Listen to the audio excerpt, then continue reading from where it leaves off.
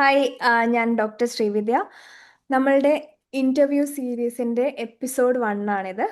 ഈ ഒരു ഇൻ്റർവ്യൂ സീരീസിൽ ഞാൻ എൻ്റെ ക്ലാസ് അറ്റൻഡ് ചെയ്തിട്ട് സക്സസ്സിലോട്ട് എത്തിയ സ്റ്റുഡൻസിനെ ആയിരിക്കും കൊണ്ടുവരുന്നുണ്ടാവുക.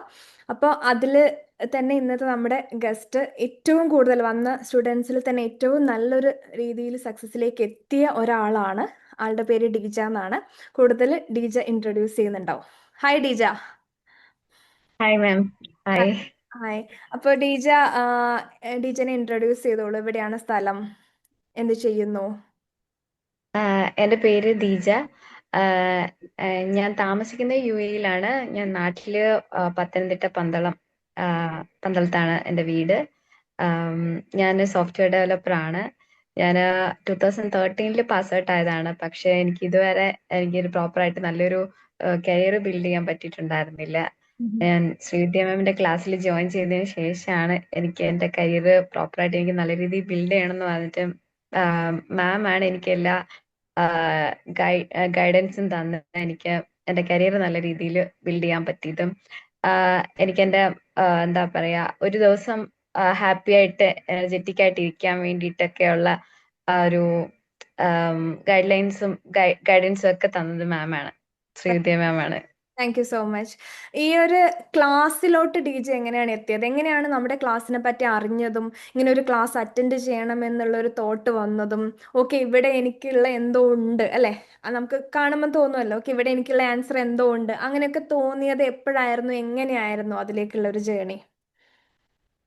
ആം, ഞാൻ മാമിന്റെ ക്ലാസ്സിലേക്ക് വരുന്നത് മമ്മൂട്ടിനെ കെട്ടിപ്പിടിച്ച ശ്യാമ എന്ന് പറഞ്ഞ കുട്ടീന്റെ ഇന്റർവ്യൂ റീല് കണ്ടിട്ടാണ് മാമിന്റെ ക്ലാസ്സിലേക്ക് അമ്മയുടെ വരുന്നത്. മോള് മാമിന്റെ അല്ലെ, ഷിക. ആ. അതന്നെ അതന്നെ, അങ്ങനെ പേര്. അപ്പൊ അങ്ങനെയാണ് മാമിന്റെ ക്ലാസ്സിലേക്ക് വരുന്നത്. ആ, പക്ഷേ അതിന് മുന്നേ തന്നെ എനിക്ക് എന്നെ തന്നെ മാനേജ് ചെയ്യാൻ നല്ല ബുദ്ധിമുട്ടായിരുന്നു.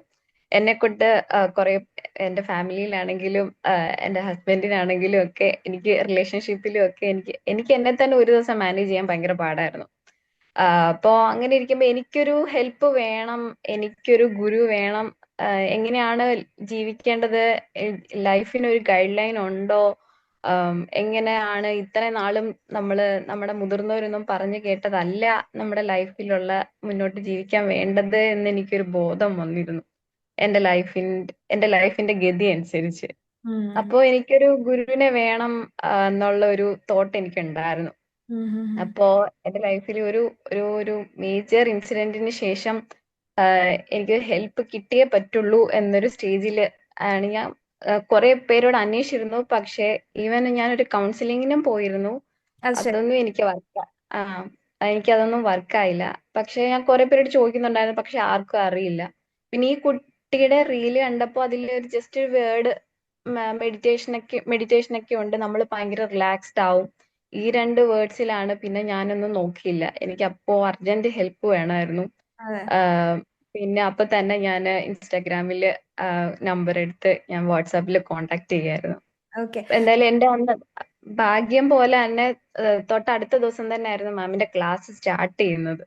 എനിക്ക് അതുകൊണ്ട് ഒരുപാട് കാത്തിരിക്കേണ്ടി വന്നില്ല. ഓക്കെ, എനിക്കറിയാം അന്ന് കണ്ട ആ ഡി ജെയിൽ നിന്ന് ഇന്നിപ്പോ കാണുന്ന ഡി ജെയിലേക്ക് ഒരുപാട് ഒരുപാട് ഡി ജെ യാത്ര ചെയ്തു അല്ലേ? ഒരുപാട് ആ മാറ്റം ലൈവായിട്ട് ഞാനും നമ്മളെ ക്ലാസ്സിൽ വരുന്ന സ്റ്റുഡൻസും ലൈവായിട്ട് എക്സ്പീരിയൻസ് ചെയ്തതാണ്. അത് ഡി ജെനെ നമുക്ക് വില കുറച്ചൊന്നും കാണാൻ പറ്റില്ല. ഡി ജെനെ പോലെ തന്നെ ഒരുപാട് ഡി ജെമാരുണ്ടാവും അല്ലേ നമുക്ക് ചുറ്റും. ഒരുപാട് ആൾക്കാർ ഈ ശരിക്കും അവസ്ഥയിൽ പോകുന്നുണ്ട്. അതെ. ശരിക്കും മാമിന്റെ ക്ലാസ്സിൽ വന്നപ്പോൾ ഞാൻ വിചാരിച്ചു, ഞാൻ എല്ലാരും പറയുന്നത് കേട്ടിട്ട് ചെറുപ്പമല്ലേ, ഞാൻ വിചാരിച്ചു എനിക്ക് മാത്രമേ ഉള്ളൂ പ്രശ്നങ്ങളൊക്കെ എന്ന്. അപ്പൊ ഞാൻ വിചാരിക്കായിരുന്നു എനിക്ക് ലൈഫിൽ കുറെ കിട്ടാനുണ്ടായിരുന്ന പേരൻസിന്റെ സപ്പോർട്ടും പേരൻസിന്റെ കെയർ ഒക്കെ ആ സമയത്ത് കിട്ടിയിരുന്നെങ്കിൽ ഞാൻ വേറെ എന്തൊക്കെയോ ആകുമായിരുന്നു എന്നൊക്കെ ഞാൻ വിചാരിക്കായിരുന്നു. പക്ഷേ ഇതെല്ലാം കിട്ടിയിട്ട് പോലും കുറെ പേര് ലൈഫിന്റെ വേറൊരു സ്റ്റേജിൽ സഫർ ചെയ്യുന്നത് കാണുമ്പം ഉം. ആം, അതൊക്കെ മാമിന്റെ ക്ലാസ്സിൽ നിന്ന് കണ്ടിട്ട് ഓരോരുത്തർക്കും ലൈഫിന്റെ ഓരോ സ്റ്റേജിലും വരുന്ന അവരത് റിക്കവർ ചെയ്യാൻ വേണ്ടിയിട്ടും ആ ഒരു സ്റ്റേജ് നിന്ന് രക്ഷപ്പെടാൻ വേണ്ടിയിട്ടും ഒക്കെ അവര് സ്ട്രഗിൾ ചെയ്യുന്നതും അതിൽ നിന്ന് രക്ഷപ്പെടുന്നത് കണ്ടതൊക്കെ മാമിന്റെ ക്ലാസ്സിൽ വന്നിട്ടാണ്. അതെ, നമ്മളെ ക്ലാസ്സിൽ വരുമ്പോൾ എന്താന്ന് വെച്ചാൽ ഓരോരുത്തരും അവരുടെ എക്സ്പീരിയൻസ് ഷെയർ ചെയ്യുന്നല്ലേ ലൈവായിട്ട്. അപ്പൊ അതുകൊണ്ട് തന്നെ അതെ. നമുക്കൊരു കോൺഫിഡൻസ് കിട്ടും, അവർക്ക് മാറാൻ പറ്റുമെങ്കിൽ എനിക്ക് മാറാന്നുള്ള ഒരു കോൺഫിഡൻസ് കിട്ടും. അങ്ങനെയാണോ ഡി ജെ ഈ ക്ലാസ്സിൽ നിന്ന് എനിക്ക് പൂർണ്ണമായും മാറാൻ കഴിയും, എനിക്കുള്ള ഒരു ആൻസർ ഇവിടെ ഉണ്ട് എന്നുള്ള ഒരു കോൺഫിഡൻസ് എപ്പോൾ തൊട്ടാണ് സ്റ്റാർട്ട് ചെയ്തത്? ആദ്യത്തെ മാസം തന്നെ തോന്നിയിരുന്നോ? ആദ്യത്തെ മാസം എനിക്ക് ഫസ്റ്റ് വീക്ക് തൊട്ട് ചേഞ്ചസ് വന്നല്ലോ. എനിക്ക് എന്നെ തന്നെ ചേഞ്ചസ് മനസ്സിലായത് എനിക്ക് ഒരു 2-3 വർഷമായിട്ട് പ്രോപ്പർ സ്ലീപ്പ് ഉണ്ടായിരുന്നില്ല. മാമിന്റെ ക്ലാസ്സിൽ ജോയിൻ ചെയ്ത് 1 വീക്ക് കഴിഞ്ഞപ്പോഴാണ് എനിക്ക് നല്ല രീതിയിൽ ഉറങ്ങാൻ പറ്റിയത്. അപ്പോഴാണ് ഞാനത് സക്സസ് സ്റ്റോറി ആയിട്ട് ക്ലാസ്സിൽ പറഞ്ഞതും. പിന്നീട് മാമിന്റെ പിന്നീട് ക്ലാസ്സിൽ എല്ലാവരും എനിക്ക് ഭയങ്കര ചേഞ്ചസ് ഉണ്ടെന്ന് പറയെങ്കിലും എനിക്കത് എല്ലാവരും ഞാൻ ഇങ്ങനെ തന്നെ ആയിരുന്നില്ലേ, എനിക്ക് ഉറങ്ങാൻ പറ്റുന്നുണ്ട്, എനിക്ക് കാര്യങ്ങളൊക്കെ ചെയ്യാൻ പറ്റുന്നുണ്ട്, എല്ലാവർക്കും വിസിബിൾ ആയിട്ട് ചേഞ്ചസ് കാണാൻ പറ്റുന്നുണ്ടായിരുന്നെങ്കിലും എനിക്ക് എല്ലാവരും ഇങ്ങനെ പറയുന്നേ എന്നൊക്കെ ഒരു തോട്ടുണ്ട്. പിന്നെ ഒരു 2-3 മാസം കഴിഞ്ഞതിന് ശേഷമാണ് ആ ദീജയിൽ നിന്ന് കുറെ മാറി നിന്ന് ആ ദീജനെ കാണുമ്പോഴാണ് എനിക്ക് മനസ്സിലായത് ശരിയാണ് എനിക്ക് ഇത്രത്തോളം മാറ്റം ഉണ്ടായി. അന്ന് ഞാൻ ഇങ്ങനായിരുന്നു, അന്ന് എന്നെ ആൾക്കാർക്ക് കാണാൻ പറ്റുന്നത് അങ്ങനായിരുന്നു ഞാനെന്ന് എനിക്ക് മനസ്സിലായത്. ഓക്കെ, അപ്പോ നമ്മുടെ ക്ലാസ്സിൽ തന്നെ വന്ന ആൾക്കാരല്ലേ ഡി ജെ? എനിക്ക് ഓർമ്മ ശരിയാണെങ്കിൽ സെപ്റ്റംബർ മാസമാണ് ക്ലാസ്സിൽ വരുന്നത് അല്ലെ, ശരിയല്ലേ? അതെ അതെ അതെ. ആ ഒരു മാസം ഡീജ ഡീജ ആ സമയത്ത് അൺമ്യൂട്ട് ചെയ്തൊക്കെ സംസാരിക്കാനൊക്കെ ധൈര്യമുള്ള ഒരു പെൺകുട്ടിയായിരുന്നു. അപ്പം ആള് ഭയങ്കരമായിട്ട് എന്താണ്, കുറച്ചുകൂടെ അഗ്രസീവ് ഒക്കെ ആയിട്ട് സംസാരിക്കുമായിരുന്നു ആ ഒരു ടൈമിൽ. പക്ഷെ എനിക്ക് തോന്നുന്നു ഒരു 3 വർഷം 4 വർഷമായിട്ട് ഉറക്കമില്ലാത്തൊരു പെൺകുട്ടി അങ്ങനെ സംസാരിച്ചില്ലെങ്കിലേ അതിശയമുള്ളൂ അല്ലെ. നമ്മളെ ഉറക്കമില്ല എന്ന് പറഞ്ഞു കഴിഞ്ഞാൽ ഒരാളുടെ എല്ലാം, നമ്മൾ ആ ഹെൽത്തി സ്ലീപ്പിലാണ് ഇരിക്കുന്നത് അല്ലെ. ഒരു ഡേ എങ്ങനെ പോവണം, പ്രൊഡക്റ്റീവ് ആവണം, ആൾക്കാരോട് എങ്ങനെ സംസാരിക്കണം, സംസാരിക്കുന്നതിൽ ക്ലാരിറ്റി വരണം, മെന്റൽ ക്ലാരിറ്റി വരണം അല്ലെ, ചെയ്യുന്ന കാര്യങ്ങളിൽ ഫോക്കസ്ഡ് ആവണം, ഇതൊക്കെ ഉറക്കത്തിലാണ് ഇരിക്കുന്നത്. അപ്പം ഉറക്കമില്ലാത്ത ആ ഡി ജെയിൽ നിന്നും ഈ ക്ലാസ്സിലേക്ക് വന്ന ആ ഡി ജെയിലേക്ക് ഉണ്ടായ മാറ്റങ്ങൾ എന്തൊക്കെയാണ്? ആ ടൈമിൽ എങ്ങനെയായിരുന്നു, അത് കഴിഞ്ഞിട്ട് എങ്ങനെയായിരുന്നു, ക്ലാസ്സിൽ വന്നതിന് ശേഷം എങ്ങനെയായിരുന്നു? മാമിന്റെ ക്ലാസ്സിൽ ആദ്യം വരുന്ന സമയത്ത് അല്ല, ആ എനിക്ക് ഒരു ഒരു ദിവസം ടൈമിൽ എങ്ങനെയാന്ന് പറഞ്ഞാൽ മതി. അതായത് ക്ലാസ്സിൽ വരുന്നതിന് മുന്നേ ഒരു ദിവസം എങ്ങനെയായിരുന്നു കടന്നു പോകുന്നുണ്ടായിരുന്നത്? ക്ലാസ്സിൽ വരുന്നതിന് മുന്നേ ഒരു ദിവസം ഞാൻ രാവിലെ ഒരു 11:30 ആകുമ്പോൾ എഴുന്നേൽക്കും, കുട്ടിക്ക് ഫുഡ് കൊടുക്കും, പിന്നെ ഞാനൊരു ചായ കുടിക്കും, പിന്നെ ഒരു 2 മണി ആകുമ്പോഴത്തേക്കിനും ഉച്ചക്കത്തെ ഫുഡ് കുക്ക് ചെയ്യും, ഒരു 3:30 ആകുമ്പോൾ ഫുഡ് കഴിക്കും, കുട്ടിക്ക് ഫുഡ് കഴിക്കും, അപ്പത്തേക്കിനും വൈകുന്നേരമായി. വൈകുന്നേരത്തേക്ക് ഇമോഷൻസ് ആണ് ഞാൻ കൂടുതലും ചോദിച്ചത് ടീച്ചർ, കാരണം നമുക്കിത് കാണുന്ന ആൾക്കാർക്ക് കണക്ട് ചെയ്യാൻ പറ്റുമായിരിക്കും, കാരണം അവരും ഒരുപാട് അവസ്ഥയിലൂടെ കടന്നു പോകുന്നതായിരിക്കും ഇമോഷണലി. അതെ അതെ. അതായത് എനിക്ക് ഇപ്പൊ ഈ പറയുമ്പോൾ ഈ രാവിലെ താമസിച്ച് എണീക്കുന്നത് കൊണ്ട് തന്നെ എനിക്ക് ഫുഡ് കഴിക്കണമെന്നോ, എനിക്ക് വീട്ടിൽ എന്തെങ്കിലും ചെയ്യണമെന്നോ, എനിക്ക് എന്റെ കരിയറിന് വേണ്ടിയിട്ട് എന്തെങ്കിലും ചെയ്യണമെന്നോ, എനിക്ക് എന്റെ സെൽഫ് കെയറിന് വേണ്ടിയിട്ട് ചെയ്യണമെന്നോ അതൊന്നും ഒരു ചിന്തയില്ല. ആകെപ്പാടെ എന്തോ ഒരു ലോസ് ഫീലിംഗ് ആയിരുന്നു, ലോസ്റ്റ് ആൻഡ് ലോൺലി ഫീൽ ആയിരുന്നു എനിക്ക് ഉം. ആകെ. മാമിന്റെ ക്ലാസ്സിൽ വന്നതിന് ശേഷമാണ് ഞാൻ സൂര്യനെ കാണാൻ തുടങ്ങിയത്, ഹാപ്പി ആയിട്ടിരിക്കാൻ തുടങ്ങിയത്, വീട്ടിലെ എന്റെ ചെയ്യുന്ന കാര്യങ്ങളെല്ലാം പ്രോപ്പറായിട്ട് ചെയ്യാൻ തുടങ്ങിയത്. ഞാൻ എനിക്ക് വേണ്ട കരിയറിന് വേണ്ടിയിട്ട് ഞാൻ പ്രോപ്പറായിട്ട് ഒരു കോഴ്സിന് ചേർന്ന് അത് പ്രോപ്പറായിട്ട് അറ്റൻഡ് ചെയ്ത് അത് പാസ്സായി. എനിക്ക് അതിന്റെ കാര്യങ്ങളെല്ലാം പഠിച്ച് എനിക്ക് സ്വന്തമായിട്ട് വർക്കൊക്കെ എടുത്ത് ചെയ്യാൻ തുടങ്ങിയത്. പിന്നെ എന്റെ ഹസ്ബൻഡിനാണ് എന്നെ പറ്റിയിട്ട് കൂടുതൽ സക്സസ് സ്റ്റോറി പറയാനുള്ളത്. കാര്യം ഞാൻ എപ്പോഴും കരച്ചിലും ഫുൾ ടൈം കരച്ചിലും, എന്തിനാ കരയുന്നതെന്ന് പോലും എനിക്ക് അറിയുന്നുണ്ടായിരുന്നില്ല. ആം, എനിക്ക് കരയുന്ന കാര്യം എനിക്ക് എക്സ്പ്ലെയിൻ ചെയ്യാൻ അറിയില്ല. ആം, അതിനുശേഷമാണ് മാമിന്റെ ക്ലാസ്സിൽ വന്നതിന് ശേഷമാണ് ഞാൻ സന്തോഷമായിട്ടിരിക്കുന്നത്. എന്നെ അത്രയും സന്തോഷമായിട്ട് പുള്ളി കണ്ടിട്ടില്ല. ഉം, ഉം. ഞാൻ ഫുൾ ഡേ ഹാപ്പി ആയിട്ട് എനർജറ്റിക് ആയിട്ട് എല്ലാ കാര്യങ്ങളും ചെയ്ത് ഫ്രീ ആയിട്ടിരിക്കാനും സന്തോഷമായിട്ടിരിക്കാനും സന്തോഷത്തോടെ സംസാരിക്കാനും ഒക്കെ തുടങ്ങിയത് മാമിന്റെ ക്ലാസ്സിൽ വന്നതിന് ശേഷമാണ്. അത് കുഞ്ഞിനെ പോസിറ്റീവായിട്ട് നല്ല രീതിയിൽ എഫക്ട് ചെയ്തിട്ടുണ്ടാവും അല്ലെ, അതായത് കുഞ്ഞിനും മാറ്റം ഉണ്ടാവും ഡി ജെ മാറിയതിന് ശേഷം. അതെ, കുഞ്ഞിന് പിന്നെ പക്ഷെ എന്തോ എന്തോ ചെറിയ നാൾ മുതലേ എനിക്കുള്ള ആ ഒരു ഏരിയ ഞാൻ എപ്പോഴും ആ ഒരു ഏരിയ പ്രോപ്പർ ആയിട്ട് ചെയ്തുകൊണ്ട് തന്നെ ആയിരുന്നു. പക്ഷെ ഞാൻ എന്റെ ഭാഗം മാത്രമേ ഉണ്ടായിരുന്നുള്ളൂ. കുട്ടിയുടെ കാര്യം ഞാൻ എപ്പോഴും ഞാൻ നന്നായിട്ട് തന്നെ നോക്കിക്കൊണ്ടിരുന്നു. പക്ഷെ എന്നിരുന്നാലും ഞാൻ വിഷമിച്ചിരിക്കുന്നത് ഹാപ്പി കുട്ടിക്ക് ആയിരുന്നല്ലോ. മനസ്സിലാവുന്നു. ഉം. ആ പക്ഷെ ഞാൻ വിഷമിച്ചിരിക്കുന്നത് കുട്ടിക്ക് മനസ്സിലാവുമായിരുന്നു, ഉം. എന്നോട് ചോദിക്കുമായിരുന്നു. പക്ഷെ അത് ശരി, ഞാൻ ഹാപ്പി ആയിട്ടിരിക്കുമ്പം അമ്മ സന്തോഷമായിട്ടിരിക്കുന്നത് കുട്ടിക്ക്, ഇപ്പൊ കുട്ടിക്ക് വേണ്ടിയിട്ട് എത്ര കാര്യങ്ങൾ ചെയ്താലും അമ്മയുടെ മുഖത്തെ സന്തോഷം ചിരിയും കാര്യം പറച്ചിലും ഒക്കെ. ഞാൻ കുട്ടിയോട് സംസാരിക്കില്ലായിരുന്നു, എല്ലാ കാര്യങ്ങളും ചെയ്തു കൊടുക്കും. ഫുഡ് കൊടുക്കും, കമ്മ്യൂണിക്കേഷൻ കുടിപ്പിക്കും, ഇല്ല. ഡ്രസ്സ് എല്ലാം സംസാരിക്കത്തില്ലായിരുന്നു. ഉം. അതായത് എനിക്ക് അടുത്ത എന്ത് ജോലി ചെയ്യണം, കുട്ടി എപ്പോ ഉറങ്ങും, കുട്ടി എപ്പോ എണീക്കും, കുട്ടിക്ക് എപ്പോ ഫുഡ് കൊടുക്കണം, അങ്ങനെയൊക്കെയുള്ള ചിന്തകൾ മാത്രമേ ഉള്ളൂ. അതിന്റെ ഇടയ്ക്ക് കുട്ടിയോട് കമ്മ്യൂണിക്കേറ്റ് ചെയ്യാനും കുട്ടിയോട് സംസാരിക്കാനും പോലും ഞാൻ മറന്നുപോയി. അതുകൊണ്ട് തന്നെ കുട്ടികൾക്ക് എന്റെ കുട്ടിക്ക് അതല്ലല്ലോ അല്ലേ, അവര് അമ്മയുടെ അടുത്തുനിന്ന് അച്ഛന്റെ അടുത്തുനിന്ന് അവര് കമ്മ്യൂണിക്കേഷനും ഇമോഷണൽ അറ്റാച്ച്മെന്റ് ആണ് അവർക്ക് ഏറ്റവും കൂടുതൽ വേണ്ടത് ഫുഡിനേക്കാൾ അല്ലെ. അപ്പൊ അത് അതെ കിട്ടുമ്പോഴത്തേക്കാണ് കുട്ടികൾ ഹാപ്പി ആയി. അതെ ഉം. ശരിക്കും എന്റെ കുട്ടി സംസാരിക്കാൻ തുടങ്ങിയത് ഈ സംസാരിക്കാൻ കുറച്ച് ഡിലേ ആയിരുന്നു. ഞാൻ അത് എനിക്ക് പിന്നെ വെച്ചാൽ ഞാൻ കമ്മ്യൂണിക്കേറ്റ് ചെയ്യാത്തതുകൊണ്ടാണ് കുഞ്ഞ് സംസാരിക്കാൻ താമസിച്ചത്. സീരിയസ്ലി പിന്നെ ആ എത്രയോ ഇപ്പൊ പറഞ്ഞോളൂ. ഇപ്പം മാമിന്റെ ക്ലാസ്സിൽ വന്നതിന് ശേഷമാണ് കുട്ടി മലയാളം നന്നായിട്ട് സംസാരിക്കാൻ തുടങ്ങിയത്. ഞാൻ അവന്റെ അടുത്ത് സംസാരിക്കും, അവൻ നന്നായിട്ട് മലയാളം സംസാരിക്കും ഇപ്പോ. ഓക്കെ. മാമിന്റെ ക്ലാസ്സിൽ വന്നതിന് ശേഷം 4 വയസ്സ് കഴിഞ്ഞതിന് ശേഷമാണ് അവൻ സംസാരിച്ചത്. കാരണം എന്താ 4 വയസ്സ് കഴിഞ്ഞതിന് ശേഷം എന്താന്ന് വെച്ചാൽ ഇപ്പം പേരൻസ് ഒക്കെ ബിസി ആയതുകൊണ്ടും കുട്ടികളോട് കമ്മ്യൂണിക്കേറ്റ് ചെയ്യാൻ ടൈം ഇല്ലാത്തത് കൊണ്ടും സ്ക്രീൻ അഡിക്ഷൻ കൂടുന്നത് കൊണ്ടും കുട്ടികൾക്ക് ഇപ്പൊ സ്പീച്ച് തെറാപ്പി ഒക്കെ വേണ്ടി വരുന്നുണ്ട് അല്ലെ, സംസാരിക്കാൻ വേണ്ടിട്ട് ഒരുപാട് കുട്ടികൾക്ക് ഇവിടെയാണെങ്കിലും നാട്ടിലാണെങ്കിലും. അപ്പൊ അതിൽ നിന്ന് ഈ ക്ലാസ്സിലോട്ട് വന്നിട്ട് ഒരു കുഞ്ഞിന് സംസാരിക്കാൻ പറ്റുന്ന പറയുമ്പോൾ അതാണ് ഏറ്റവും അമ്മ എന്ന നിലയിൽ ഏറ്റവും വലിയൊരു സക്സസ് അല്ലെ. അമ്മ എന്ന നിലയിലും സക്സസ് ആയി, ഒരു വൈഫ് എന്ന നിലയിലും സക്സസ് ആയി, ഒരു മകൾ എന്ന നിലയിലും അല്ലെ. കാരണം എനിക്ക് എടുത്തു പറയേണ്ടത് ഡീജ മാറിയതോടൊപ്പം തന്നെ ഡീജയുടെ അമ്മയെ ക്ലാസ്സിൽ കൊണ്ടുവന്നു അല്ലേ, ശരിയല്ലേ. അമ്മയെ ക്ലാസ്സിൽ അതെ കൊണ്ടുവന്നു. അമ്മ അമ്മ അമ്മയ്ക്കുണ്ടായ മാറ്റം എങ്ങനെയാണ് ക്ലാസ്സിൽ വന്നിട്ട്? ആദ്യം അമ്മയോട് അമ്മയോടായിരുന്നു ഏറ്റവും കൂടുതൽ എന്നും വിളിച്ചിട്ട് അമ്മയുടെ അടുത്തായിരുന്നു കരച്ചിലും പറച്ചിലും. അമ്മയ്ക്ക് എന്റെ സൗണ്ട് കേൾക്കുമ്പോൾ തന്നെ അറിയാം. അപ്പൊ പിന്നെ മാമിന്റെ ക്ലാസ്സിൽ ജോയിൻ ചെയ്ത സമയത്ത് ഞാൻ പറഞ്ഞിട്ടുണ്ടായിരുന്നില്ല. അപ്പൊ പിന്നെ മാമിന്റെ ക്ലാസ്സിൽ ജോയിൻ ചെയ്ത് ആ സമയത്ത് വിളിക്കുമ്പോ ഞാൻ സന്തോഷമായിട്ട് സംസാരിക്കുന്നത്. അപ്പൊ പിന്നെ അമ്മയ്ക്ക് ഒരു ആശ്വാസം. അപ്പൊ ഞാൻ അമ്മയോട് പറഞ്ഞപ്പോഴാണ് അമ്മയ്ക്കും ഒരു വിശ്വാസമൊക്കെ വന്നിട്ട് മാമിന്റെ ക്ലാസ്സിൽ ജോയിൻ ചെയ്തു. അമ്മയുടെ ഷുഗർ ഒക്കെ, അമ്മ കുറെ കൊല്ലങ്ങളായിട്ട് ഷുഗർ പേഷ്യന്റ് ആയിരുന്നു, ഡയബറ്റിക് ആയിരുന്നു. മാമിന്റെ ക്ലാസ്സിൽ വന്നിട്ട് ഷുഗർ എല്ലാം നോർമലായി, ഹാപ്പിയായി. ഓക്കെ. അമ്മയ്ക്ക് അത് അമ്മയുടെ ഫേസിൽ അത് കാണുന്നുണ്ടായിരുന്നു. കാരണം വരുന്ന സമയത്ത് ആള് ഭയങ്കര വീഡിയോ ഒന്നും ആദ്യം ഓൺ ചെയ്യില്ലായിരുന്നു എന്ന് തോന്നുന്നു. പിന്നെ ആള് ആക്റ്റീവായിട്ട് ഇരിക്കാൻ തുടങ്ങും, ചിരിക്കാൻ തുടങ്ങുന്നു. അപ്പം ശരിക്കും പറഞ്ഞാൽ അമ്മ ചെറുപ്പം തൊട്ടേ ഒരുപാട് അനുഭവിച്ചിട്ടുണ്ട്. ടീച്ചർ മുന്നേയും ഷെയർ ചെയ്തിട്ടുണ്ടായിരുന്നു. ആഫ്റ്റർ മാരേജും അമ്മ ഒരുപാട് സ്ട്രഗിൾ ചെയ്തിട്ടുണ്ടായിരുന്നു. അപ്പൊ ആ സ്ട്രഗിളൊക്കെ വളർന്നു വന്നതുകൊണ്ട് തന്നെ അത് ഒരുപാട് ഡീജേനെയും ബാധിച്ചിട്ടുണ്ട് അല്ലേ. എൻ്റെ ലൈഫും ഇങ്ങനെ ആകുമോ അല്ലെ, ആ ഒരു ട്രോമ ഒരുപാട് കൊണ്ട് നടന്നിട്ടുണ്ട് അല്ലേ. അപ്പൊ അതൊക്കെ ഉള്ളത് കൊണ്ടായിരിക്കില്ലേ ഡി ജെ പേഴ്സണൽ സെഷനിലേക്ക് വന്നത്? പേഴ്സണൽ സെഷനിലേക്ക് അതുണ്ട്. ട്രോമ. പിന്നെ എനിക്ക് എന്റെ ആഫ്റ്റർ മാരേജ് എനിക്ക് എന്റെ കമ്മ്യൂണിക്കേഷൻ, ഞാൻ കമ്മ്യൂണിക്കേറ്റ് ചെയ്ത ആളുകളുടെ നിന്ന് വന്നിട്ടുള്ള ട്രോമയായിരുന്നു എനിക്ക് ഏറ്റവും കൂടുതൽ. അപ്പൊ അത് കാരണം എനിക്ക് എന്റെ തോട്ട് പ്രോസസ്സും എന്റെ വിഷനും ഒക്കെ ഇതായി. അതെന്റെ ലൈഫിനെ തന്നെ ബാധിച്ചു. എനിക്കൊരു വലിയ ലൈഫ് ഇൻസിഡന്റ് ഉണ്ടായി. ഉം. അപ്പോ അതിൽ നിന്ന് റിക്കവർ ചെയ്യാൻ ഞാൻ സ്വന്തമായിട്ട് ഒരുപാട് ശ്രമിച്ചു. ശരിക്കും പറഞ്ഞാൽ ആ സമയത്ത് എനിക്ക് ഗോഡസ് ആയിട്ട് മാം എന്റെ മുന്നിൽ വന്നത്, ആ ഒരു ഇൻസിഡന്റ് നടന്നതായിട്ട് പോലും ഞാൻ ഓർക്കുന്നില്ല. അതിൽ നിന്ന് ഫുള്ളി ഞാൻ റിക്കവർ ആയതും എനിക്ക് അവരോടൊക്കെ ക്ഷമിക്കാൻ പറ്റിയതും ഒക്കെ മാമിന്റെ ക്ലാസ്സിൽ വന്നതിന് ശേഷം.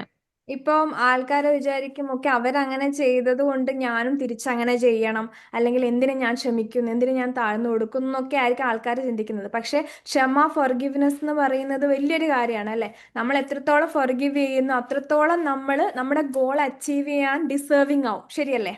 ദീജയ്ക്ക് അത് പേഴ്സണലി മനസ്സിലായി. അതുപോലെ തന്നെ നമ്മുടെ പേഴ്സണൽ സെഷനിൽ വന്നതിന് ശേഷം ഡീജയ്ക്ക് എന്താ തോന്നിയത്? പേഴ്സണൽ സെഷൻ എങ്ങനെ ഉണ്ടായിരുന്നു? അതിൽ കിട്ടിയ ഇൻഫർമേഷൻ വാല്യുബിൾ ആയിരുന്നോ? അത് അപ്ലൈ ചെയ്തോ, ഇംപ്ലിമെന്റ് ചെയ്തോ, റിസൾട്ട് കിട്ടിയോ? മാമിന്റെ പേഴ്സണൽ സെഷൻ, ഗ്രൂപ്പ് സെഷൻ കഴിഞ്ഞിട്ടാണ് മാമിന്റെ പേഴ്സണൽ സെഷനിലേക്ക് വരുന്നതെങ്കിൽ കൂടി എനിക്കൊരു കൗൺസിലിംഗ് സെഷന് പോയി ഒരു ബാഡ് എക്സ്പീരിയൻസ് ഉള്ളത് കൊണ്ട് എനിക്കൊരു എന്തോ ഒരു ചെറിയൊരു പേടി ഉണ്ടായിരുന്നു. എങ്ങനെയായിരിക്കും നമ്മളെ ജഡ്ജ് ചെയ്യുന്നത്? ഇപ്പോ ഞാൻ എൻ്റെ പേഴ്സണൽ എക്സ്പീരിയൻസ് ഒക്കെയാണ് ഷെയർ ചെയ്യാൻ പോകുന്നത്. അപ്പോൾ ഓരോരുത്തർക്കും ഓരോരുത്തരുടെ ലൈഫ് പെർസ്പെക്റ്റീവിനനുസരിച്ചായിരിക്കും നമ്മളുടെ എക്സ്പീരിയൻസിനെ അവർ ജഡ്ജ് ചെയ്യുന്നത്. അതെ. അപ്പൊ എങ്ങനായിരിക്കും എന്ന് എനിക്ക് പേടിയുണ്ടായിരുന്നു. പക്ഷേ ശരിക്കും പറഞ്ഞാ ഒരു കൊച്ചു കുട്ടീനെ അതിന്റെ അമ്മ എങ്ങനെ എത്രത്തോളം അതെന്ത് ചെയ്താലും എന്ത് തെറ്റ് ചെയ്താലും അതിനെ ശരിയാക്കി നേർവഴി കാണിച്ച് പറഞ്ഞു വിടുന്ന പോലെ മാം എന്നെ ആ, ആം, ഒരു ജഡ്ജ് എന്താ പറയാ എന്നെ മുഴുവനായി കേട്ടു. ഒരു ജഡ്ജ്മെന്റും ഇല്ലാതെ അത് മുഴുവനായി കേട്ടു. എനിക്ക് വേണ്ടത് എന്താണ് എനിക്ക് പറഞ്ഞു തന്നപ്പോ ശരിക്കും പറഞ്ഞാൽ എനിക്കത് മനസ്സിലായില്ല. എന്റെ അടുത്ത് ഞാൻ ചെറുപ്പം തൊല്ലേ ഞാൻ ഒരുപാട് പ്രായമുള്ള എഡ്യൂക്കേറ്റഡ് ആയിട്ടുള്ള എക്സ്പീരിയൻസ് ഉള്ള ആളുകളുടെ അടുത്ത് സംസാരിക്കുമായിരുന്നു ഒരു ലൈഫ് ഗൈഡൻസിന് വേണ്ടിയിട്ട്. അവരുടെ എക്സ്പീരിയൻസിൽ നിന്നൊക്കെ ഞാൻ എന്താണ് വേണ്ടതെന്ന് ഞാൻ അങ്ങനെ ഒരുപാട് പേരോട് ചോദിക്കുമായിരുന്നു, ഒരുപാട് പേരോട് സംസാരിക്കുമായിരുന്നു. അത്ര എക്സ്പീരിയൻസ് ഉള്ള 60s 70s ഇയേഴ്സ് ഉള്ള ആളുകളോട് സംസാരിക്കുമായിരുന്നു.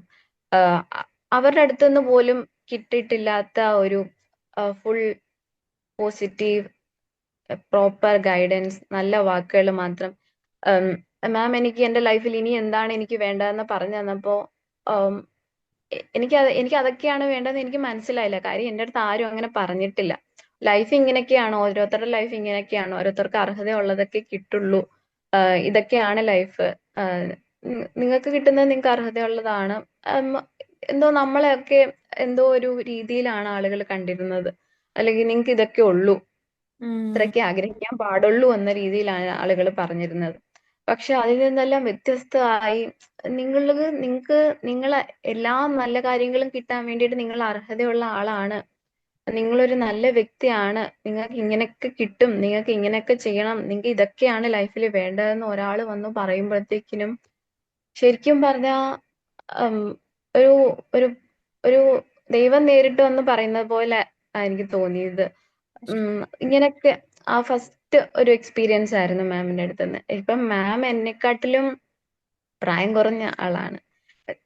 ഈ ഭൂമിയിലത്തെ ഈ ലൈഫില് വെച്ച് നോക്കും, ഈ ജീവിച്ച ഇയേഴ്സ് വെച്ച് നോക്കുമ്പോ എന്നെക്കാട്ടി ഇളയ ആളാണ്. പക്ഷേ മാമിന്റെ അടുത്ത് സംസാരിക്കുമ്പോഴോ നേരിട്ട് കാണുമ്പോഴോ മാമിന്റെ വാക്കുകളിലൂടെയോ ഒരിക്കലും ആ ഒരു ആ, എന്താ പറയാ ആ വാക്കുകൾക്കും ഒക്കെ നിറഞ്ഞ പക്വതയും ഉം, ഉം, അത്രയും പവറും ഒക്കെയാണ് മാമിന്റെ അടുത്ത് നിന്ന് കിട്ടുന്നത്. ശരിക്കും ശരിക്കും എന്റെ ഒരു ബ്ലെസ്സിങ് തന്നെയാണ് മാം.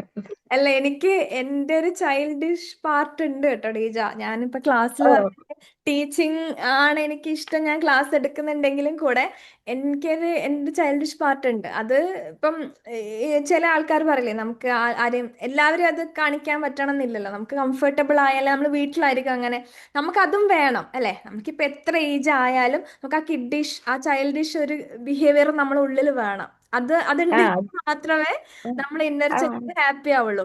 അപ്പം ഏതോ ഒരു പോയിന്റിൽ ഞാൻ അങ്ങനെയാണ്.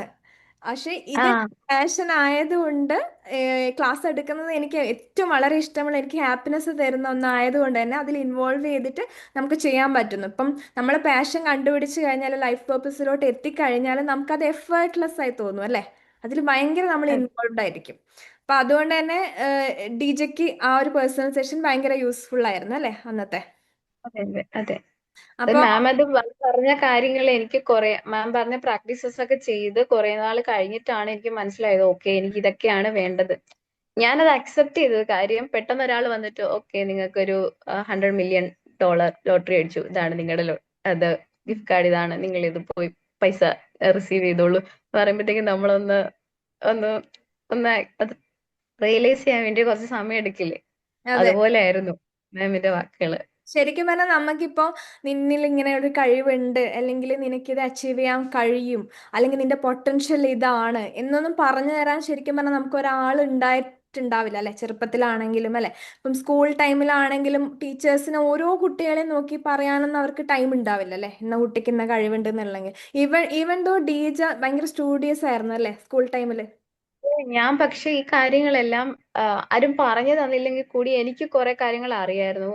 എന്തോ എനിക്ക് മനസ്സിൽ തോന്നിയിട്ടുണ്ട്. പക്ഷെ ഞാൻ അത് പോയിട്ട് ആം, ഞാൻ ഈവൻ ഞാൻ സന്യാസിമാരൊക്കെ നമ്മുടെ അവിടെ ഇങ്ങനെ ഓരോ അമ്പലത്തിലെ ചടങ്ങിനും യജ്ഞാചാര്യന്മാരുടെ ഒക്കെ വരുമല്ലോ. അപ്പൊ അവരുടെ അടുത്തും പിന്നെ നമ്മുടെ നാട്ടില് ഉയർന്ന സ്ഥാനങ്ങളിലൊക്കെ ഇരിക്കുന്ന പിന്നെ ഗവൺമെന്റ് ജോലിക്കാരും ഇങ്ങനെ അധ്യാപകരും അവരോടും ഒക്കെ ഞാൻ ഇങ്ങനെ ചോദിക്കായിരുന്നു. പക്ഷെ എന്നിരുന്നാൽ കൂടി എനിക്ക് ആ ഒരു മാമിന്റെ അടുത്ത് നിന്ന് കിട്ടിയ മാമിന്റെ വാക്കുകളിൽ നിന്ന് കിട്ടിയ ആ ഒരു ഉം, ഒരു നടന്നോളൂ, ഒക്കെ വഴിയെ നടക്കും, നിങ്ങൾക്ക് പറ്റും എന്നുള്ള ആ ഒരു വാക്കിന്റെ പവർ എനിക്ക് ആരുടെ അടുത്തൊന്നും ഉം, എനിക്ക് അതുവരെ കിട്ടിയിട്ടില്ല.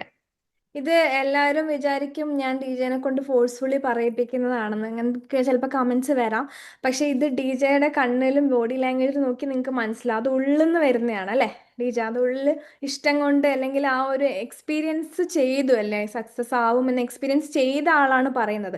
കണ്ടതോ എൻ്റെ വീഡിയോ കണ്ടിട്ടോ അല്ലെങ്കിൽ എന്നെപ്പറ്റി അറിഞ്ഞിട്ടോ പറയുന്നില്ല. ക്ലാസ്സിൽ വന്ന് പ്രാക്ടീസ് ചെയ്ത് ഇംപ്ലിമെൻറ്റ് ചെയ്ത് ലൈഫിൽ എക്സ്പീരിയൻസ് കിട്ടി. ഒരു ദിവസം 2 ദിവസം കൊണ്ടല്ല ഡി.ജെ, എനിക്ക് തോന്നുന്നു കണ്ടിന്യൂസ്ലി 4 മാസം ക്ലാസ്സിലുണ്ടായിരുന്നു അല്ലെ, 4-5 മാസം അതെ ക്ലാസ്സിലുണ്ടായിരുന്നു. അതെ, മാമിന്റെ ക്ലാസ്സിൽ ഞാൻ ജോയിൻ ചെയ്യുന്നത് ഞാൻ ആരുടെയും ലൈഫ് എക്സ്പീരിയൻസ് കണ്ടിട്ടോ അല്ലെങ്കിൽ മാമിന്റെ ഒരു വീഡിയോ കണ്ടിട്ടോ ഒന്നും അല്ല. ആഹ് എനിക്ക് ആ ഒരു സമയത്ത് ഹെൽപ്പ് വേണമായിരുന്നു. അതായത് ഓ ശരിക്കും നമ്മുടെ നാട്ടിൽ ഇങ്ങനെ പറയില്ല, ഒരു പെൺകുട്ടിയാണെങ്കിൽ ഒരു പ്രായമാകുമ്പോ കല്യാണം കഴിപ്പിച്ച് വിടുക, പിന്നെ അവരുടെ കാര്യം നോക്കും. പിന്നെ ആം, പക്ഷെ ശരിക്കും ആ ആ കല്യാണം കഴിച്ചതിന് ശേഷമാണ് ശരിക്കും മാതാപിതാക്കളുടെ ഒരു ഒരു അവരവിടെ ഉണ്ട്, ഇമ്പോർട്ടൻസ്. ഒരു പെൺകുട്ടി അമ്മയാകുമ്പോഴും അന്ന സമയത്ത് ആണ് ആ കുട്ടിക്ക് അതിന്റെ അമ്മേനെ ഏറ്റവും കൂടുതൽ, അമ്മയുടെ ഹെൽപ്പും അമ്മയുടെ കെയറും അമ്മേനെയൊക്കെ ഏറ്റവും കൂടുതൽ മനസ്സിലാവുന്നതും ഒക്കെ. ഉം. ഒരു കുഞ്ഞ് ജനിക്കുമ്പോൾ അതിന് സബ് കോൺഷ്യസ് മൈൻഡ് മാത്രമേ ഉള്ളൂ എന്ന് പറയുന്ന പോലാണ് ഒരു പെൺകുട്ടി പ്രഗ്നന്റ് ആവുമ്പോഴും അത് ഒരു കുഞ്ഞിനെ ഡെലിവറി ചെയ്ത് ഒരു ഏകദേശം അടുത്ത ഒരു 1.5 വർഷത്തോളം ആ സ്ത്രീക്കും സബ് കോൺഷ്യസ് മൈൻഡ് മാത്രമേ ഉള്ളൂ ആ ഒരു പ്രോസസ്സിൽ. എനിക്ക് തോന്നുന്നു അതുകൊണ്ടായിരിക്കാം പല പെൺകുട്ടികളും ആ ഒരു സ്റ്റേജിൽ അവർക്ക് ആ ഒരു സമയത്തുണ്ടാകുന്ന ഇൻസിഡൻസ് അവരെ വല്ലാതെ അഫക്റ്റ് ചെയ്യുന്നതായിട്ട് എനിക്ക് ഫീൽ ചെയ്തിട്ടുള്ളത്. ഉം. പക്ഷെ എനിക്ക് ശരിക്കും പറഞ്ഞ ആ ഒരു പ്രോസസ്സ് വളരെ ഒരു ബ്ലെസ്സിങ് ആയിരുന്നു. ഉം. ഉം, അപ്പോ പക്ഷെ ഞാൻ ഭയങ്കര ഹാപ്പി ആയിരുന്ന ഒരു സ്റ്റേജ് ആയിരുന്നു. ഉം. എന്നിരുന്നാൽ കൂടി ചില വാക്കുകളോ ചില ഇൻസിഡൻസോ എന്നെ വല്ലാതെ ഡൗണാക്കി. ഒരു ഉം. ചില ഒരു ചില വാക്കുകൾ, പക്ഷെ അത് അങ്ങനെ എടുക്കാൻ പാടില്ല, അങ്ങനെ ചെയ്യരുത് എന്ന് എനിക്ക് അറിയാമായിരുന്നു. എന്നിരുന്നാൽ കൂടി ആ ഒരു ഒരേ കാര്യം തന്നെ റിപ്പീറ്റഡ് ആയിട്ട് നമ്മൾ എത്ര നാൾ കേൾക്കുന്നോ അതാണല്ലോ പിന്നീട് നമുക്ക് അനുഭവമായിട്ട് വരുന്നത്. അപ്പൊ അതുകൊണ്ടാണ് എനിക്ക് എനിക്കൊരു പിന്നീട് ഒരു ഇൻസിഡന്റ് ഉണ്ടായത്. പക്ഷെ ഞാൻ അതിൽ നിന്ന് ഫുള്ളി റിക്കവേർഡ് ആയത് മാമിന്റെ ഹെൽപ്പ് കൊണ്ട് മാത്രമാണ്. Very good. ഈ ഡി.ജെ പറയുന്ന ഓരോ വാക്കുകളും ഡി.ജെനെ പോലെ തന്നെ സ്ട്രഗിൾ ചെയ്യുന്ന ഒരുപാട് ഒരുപാട് എന്നല്ല, എല്ലാ പെൺകുട്ടികൾക്കും ഓരോ സ്റ്റോറി പറയാനുണ്ടാവും. ഇപ്പൊ ഈ പോസ്റ്റ് പാർട്ടം ആ ഒരു ടൈമിൽ ഹോർമോണൽ ചേഞ്ചസ് വരുന്ന സമയത്ത് ആ കുട്ടി വളരെ മോശം അവസ്ഥയിൽ പോകും. പക്ഷെ നമ്മളെ എന്നിട്ടും കാണാൻ പോകുമ്പം കുഞ്ഞു വാവേനല്ലേ, ബേബീനെയാണ് എല്ലാവരും കെയർ ചെയ്യുന്നത്. ബേബി ഓക്കെ ആണോ ഹാപ്പി ആണോ എന്നുള്ളത് നോക്കുന്നത് അല്ലേ, അമ്മയെ ആരും കെയർ ചെയ്യുന്നില്ല. അപ്പം ഡി.ജെ പറയുന്നത് ഇനിയും അമ്മയ്ക്കല്ലേ, അമ്മയ്ക്കാണ് ഏറ്റവും കൂടുതൽ കെയർ കൊടുക്കേണ്ടത്. അവരെ ലിസൺ ചെയ്യാൻ, അവരെ കേൾക്കാൻ ഒരാൾ വേണം എന്നാണ് അല്ലേ? ശരി. അതെ, എനിക്ക് ശരിയല്ലേ? തോന്നുന്നു നമ്മുടെ നാട്ടിലെ ഒരു കസ്റ്റം അതായതുകൊണ്ടായിരിക്കണം അതങ്ങനെ ഫോളോ ചെയ്ത് പോകുന്നത്. ഉം. ഉം. പക്ഷെ ചില യൂറോപ്യൻ കൺട്രീസിലൊക്കെ അത് ഭയങ്കരമായിട്ട് കെയർ ചെയ്യുന്നുണ്ട്. ഉണ്ട്. അവർക്ക് ഫാമിലിക്ക് ഹസ്ബൻഡ് ആൻഡ് വൈഫിന് അവര് കൗൺസിലിങ് പ്രഗ്നന്റ് ആവുന്ന സമയം മുതലേ കൊടുക്കുന്നുണ്ട്. ഉം. പോസ്റ്റ്മോർട്ടത്തിന് സപ്പോർട്ട് കൊടുക്കുന്നുണ്ട്. ഉം. ഉം. നമ്മളുടെ നാട്ടിലും അതിനുള്ള എഡ്യൂക്കേഷനും ഇനിയുള്ള ജെൻസും എല്ലാവരും അത് എഡ്യൂക്കേറ്റഡ് ആയിരിക്കണം എന്നെനിക്ക്. True true. അതെ. ഫാമിലി എല്ലാവരും അവരവരുടെ കുടുംബത്തിലേക്ക് വരുന്ന പെൺകുട്ടികളെ അവരുടെ ഫാമിലിയുടെ ഒരു പാർട്ടായിട്ട് ഉണ്ട് എല്ലാവരും അവരെ ഉം. അക്സെപ്റ്റ് ചെയ്ത് അവരവരുടെ ഫാമിലി തന്നെ അത്രയും ബ്യൂട്ടിഫുൾ ആക്കി സ്നേഹത്തോടെ ഉം. നല്ല സന്തോഷത്തോടെ ഇരിക്കണം. ഓക്കെ. ഇപ്പോ ഒരു പെൺകുട്ടി പ്രഗ്നന്റ് ആയി ഡെലിവറി ചെയ്യുന്ന ആ ഒരു സ്റ്റേജിലാണ് ആ കുട്ടിക്ക് കരിയർ നഷ്ടപ്പെടുന്നത് അല്ലേ, ശരിയല്ലേ? കരിയർ നഷ്ടപ്പെടും. പ്രയോറിറ്റൈസ് ചെയ്യും, കുട്ടീനെ പ്രയോറിറ്റൈസ് ചെയ്യും, ഫാമിലീനെ ഹെൽത്ത് ചെയ്യുന്നു. ഒക്കെ പ്രയോറിറ്റൈസ് ആ, ചെയ്യും. കരിയർ ബ്രേക്ക് വരുന്നു. പിന്നെ അവിടുന്ന് ആൾക്കാർ, അധിക പെൺകുട്ടികളും സ്റ്റക്ക് ആവുകയാണ് ലൈഫിൽ. പിന്നെ വീണ്ടും ജോലിയിലോട്ട് തിരിച്ചു വരാനുള്ള മാനസികാവസ്ഥ അവർക്ക് കിട്ടുന്നില്ല. അപ്പം ഈ ക്ലാസ്സിൽ വരുന്ന സമയത്ത് ഡീജ ഹെൽത്ത് ആണെങ്കിലും റിലേഷൻഷിപ്പ് ആണെങ്കിലും കരിയർ ആണെങ്കിലും മണി ഏരിയയിലാണെങ്കിലും എല്ലാത്തിലും ഡൗൺ ആയി നിൽക്കുന്ന അവസ്ഥയിലാണ് ക്ലാസ്സിലോട്ട് വന്നത് അല്ലേ? അപ്പം ഞാൻ അതെ. ചോദിക്കുന്നത്, ഈ ക്ലാസ്സിൽ വന്നിട്ട് 4 ഏരിയനെ പറ്റിയും പറയാം. ആദ്യം ഹെൽത്തിനെ പറ്റി പറയാം. ക്ലാസ്സിൽ വന്നതിന് ശേഷം ഹെൽത്ത് ബെറ്റർ ആയോ, ഹെൽത്തി സ്ലീപ്പ് കിട്ടാൻ തുടങ്ങിയോ, മെന്റൽ ഹെൽത്ത് എങ്ങനെയായി, ഇമോഷണൽ ഹെൽത്ത് എങ്ങനെയായി മാറി എന്നുള്ളതൊന്ന് പറയാമോ? അതായത് ഞാൻ പറഞ്ഞ പോലെ എനിക്കൊരു ഇൻസിഡന്റ് ഉണ്ടായെന്ന് പറഞ്ഞിട്ടില്ല. ആ ഇൻസിഡന്റ് എന്റെ ഹെൽത്തിനെ നല്ല രീതിയിൽ ബാധിച്ചു. എനിക്ക് തൈറോയിഡ് ഡയഗ്നോസ് ചെയ്തു. അപ്പോ അതോടെ ആയപ്പോഴത്തേക്കിനും ഞാൻ ടോട്ടലി ഡൗൺ ആയിരുന്നു ആ ടൈമില്. അപ്പോ ആം, എനിക്ക് മരുന്ന് കഴിക്കാൻ താല്പര്യമില്ല. ഞാൻ എന്തായാലും മരുന്ന് കഴിക്കില്ല. എല്ലാവരോടും പറഞ്ഞപ്പോഴത്തേക്കിനും എല്ലാവരും തൈറോയിഡിന് നമ്മൾ മരുന്ന് കഴിക്കാൻ തുടങ്ങി കഴിഞ്ഞാൽ എന്നും കഴിക്കണം. അപ്പൊ അതെ. എനിക്ക് അതിന് ഒട്ടും താല്പര്യം ഉണ്ടായിരുന്നില്ല. അപ്പം എനിക്കത് എന്തുകൊണ്ട് വന്നു, എനിക്ക് അങ്ങനെ ലൈഫിലെ ഒരു ദിവസം കുറെ കാര്യങ്ങൾ മിസ് ചെയ്യുന്നുണ്ടെന്ന് എനിക്കറിയാം. പക്ഷെ അതിനെ എനിക്ക് എന്നെ ഒരാൾ ഹെൽപ്പ് ചെയ്യണം, എനിക്ക് ഞാൻ പറയുന്നത് കേൾക്കണം, എനിക്ക് ഹെൽപ്പ് വേണം എന്നുള്ള സ്റ്റേജിലായിരുന്നു. മാമിന്റെ ക്ലാസ്സിൽ ജോയിൻ ചെയ്ത് 1 വീക്ക് കഴിഞ്ഞപ്പോൾ എനിക്ക് സ്ലീപ്പ് പ്രോപ്പർ ആയെന്ന് പറഞ്ഞല്ലോ. അതേ കൂടെ തന്നെ മാമിന്റെ മെഡിറ്റേഷനിലൂടെ എനിക്ക് ചേഞ്ചസ് വന്നതായിട്ട് ഞാൻ അറിഞ്ഞു, എനിക്ക് മനസ്സിലായി. പക്ഷെ എനിക്ക് 1 മന്ത് കഴിഞ്ഞിട്ടാണ് ഞാൻ ടെസ്റ്റ് ചെയ്യുന്നത്. 1 മന്ത് കഴിഞ്ഞപ്പോഴത്തേക്കിനും എനിക്ക് തൈറോയിഡ് നോർമലായി. എനിക്ക് ഓർമ്മ, ലീജ എനിക്ക് വാട്സാപ്പിൽ അയച്ചത്, ലീജ അല്ലേ അയച്ചത് റിപ്പോർട്ട്? അതെ അതെ അതെ, ഞാൻ ടെസ്റ്റ് റിപ്പോർട്ട് അയച്ചു തന്നത്. ഈ അടുത്തിടയ്ക്കും ടെസ്റ്റ് ചെയ്തു, വളരെ നോർമലാണ്. ആ, വളരെ നോർമൽ. അല്ലേ ക്ലാസ്സിൽ വന്നിട്ട് നമുക്ക് എത്ര വർഷം കഴിഞ്ഞാലും മാറാത്തൊരു അസുഖമാണല്ലേ, വിത്തിൻ 3 വീക്സ് കൊണ്ട് 4 വീക്സ് കൊണ്ട് ഒരാൾക്ക് മാറുന്നു എന്ന് പറഞ്ഞ് കേൾക്കുന്നവർ വിചാരിക്കും നമ്മൾ എന്തോ കള്ളം പറയാണെന്ന് വിചാരിക്കും അല്ലേ, പക്ഷേ അതെ, എനിക്ക് ഞാനത് ചെയ്യാൻ, ഞാൻ അതിൽ അത്രയും ഇതായിട്ട് വിശ്വസിക്കാൻ കാരണം എനിക്ക് മരുന്ന് കഴിക്കാൻ താല്പര്യമില്ല. എനിക്ക് ഞാൻ ആകെ മരുന്ന് കൺസിസ്റ്റന്റ് ആയിട്ട് പ്രോപ്പർ ആയിട്ട് കഴിച്ചത് ഞാൻ പ്രഗ്നന്റ് ആയിരുന്ന സമയത്ത് മാത്രമാണ്. അതല്ലാതെ ഇപ്പൊ ഡോക്ടർ മരുന്ന് തന്നാൽ ആദ്യത്തെ 2 ദിവസം കഴിക്കും, പിന്നെ ഞാൻ കഴിക്കില്ല. അങ്ങനെയായിരുന്നു ചെറുപ്പം പോലെ എന്റെ ഉള്ള ശീലം. അതുകൊണ്ട് എനിക്ക് പിന്നെ മരുന്ന് കഴിക്കാൻ ഇഷ്ടമില്ല. അപ്പൊ ഉം, അതുകൊണ്ട് പിന്നെ എനിക്കൊരു അങ്ങനെ ഒരു ലൈഫ് സ്റ്റൈൽ ഡിസീസ് എനിക്ക് വേണ്ട. എനിക്ക് ഉം, ഹെൽത്തി ആയിട്ട് ഇരിക്കണം. ഉം, ചെറുപ്പം മുതലേ ബോഡി ഷേമിംഗ് ഒക്കെ ഒരുപാട് കേട്ടിട്ടുള്ളത് കൊണ്ട് ഞാൻ എന്നോട് തന്നെ പറയായിരുന്നു, എനിക്ക് ആരോഗ്യം ഉണ്ടല്ലോ, ഞാൻ ഹെൽത്തി ആണെന്ന് അന്നേ എന്നോട് പറയായിരുന്നു. ഉം, ഉം, പിന്നെ ആരെങ്കിലും പറയുന്നത് പറഞ്ഞോട്ടെ, പക്ഷെ എനിക്ക് ഇങ്ങനെ ഒരു ഡിസീസ് വേണ്ട. ഉം. അപ്പം മാമിന്റെ ഞാൻ അത്രയും ഇതായിട്ട് വിശ്വസിച്ചു എനിക്കിത് റിക്കവർ ആകും ഞാൻ. നല്ലത്. ഓക്കെ, അതെ ക്ലാസ്സിൽ വന്നിട്ട് ഹെൽത്തിന്റെ പാർട്ടിൽ സ്ലീപ്പ് കിട്ടി, മെന്റൽ ക്ലാരിറ്റി കിട്ടി, അതുപോലെ ക്ലിയർ ആയിട്ട് സംസാരിക്കാൻ കഴിഞ്ഞു അല്ലെ. പിന്നെ അതെ അതുപോലെ തൈറോയിഡ് മാറി. ഇനി അതെ. റിലേഷൻഷിപ്പിലോട്ട് വരുമ്പോ എന്തൊക്കെയാണ് മാറ്റങ്ങൾ? എന്റെ റിലേഷൻഷിപ്പിൽ കമ്മ്യൂണിക്കേഷന്റെ നല്ല ഇതുണ്ടായിരുന്നു, വോയിഡ് ഉണ്ടായിരുന്നു. ശരിക്കും എനിക്ക് അറിയില്ലായിരുന്നു.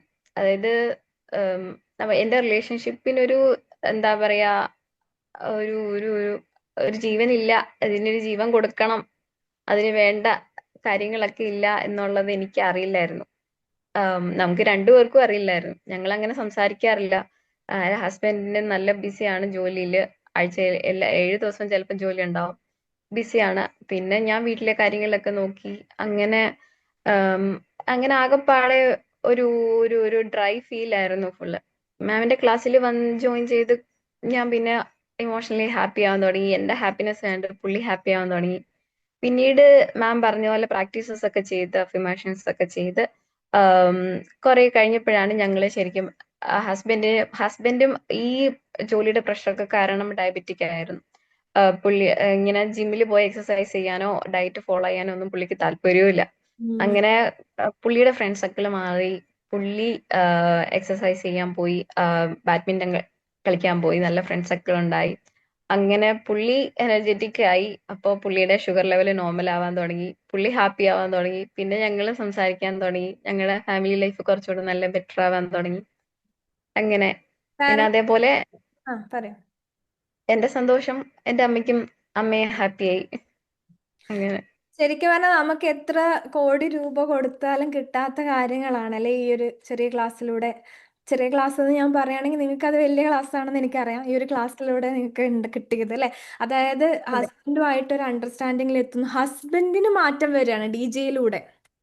അപ്പോൾ ആൾക്കാർ വിചാരിക്കും ഹൗ അതെങ്ങനെ, നമ്മൾ മാറും അത് ഓക്കെ, ഹസ്ബൻഡൊക്കെ എങ്ങനെ മാറുന്നു, ചുറ്റുമുള്ളവർ നമ്മൾ കാരണം എങ്ങനെ മാറുന്നു, അത് നമുക്ക് സീക്രട്ടായി വെക്കാതെ ക്ലാസ്സിൽ മാത്രം പറഞ്ഞു കൊടുക്കാം അല്ലെ എങ്ങനെയാണെന്ന്.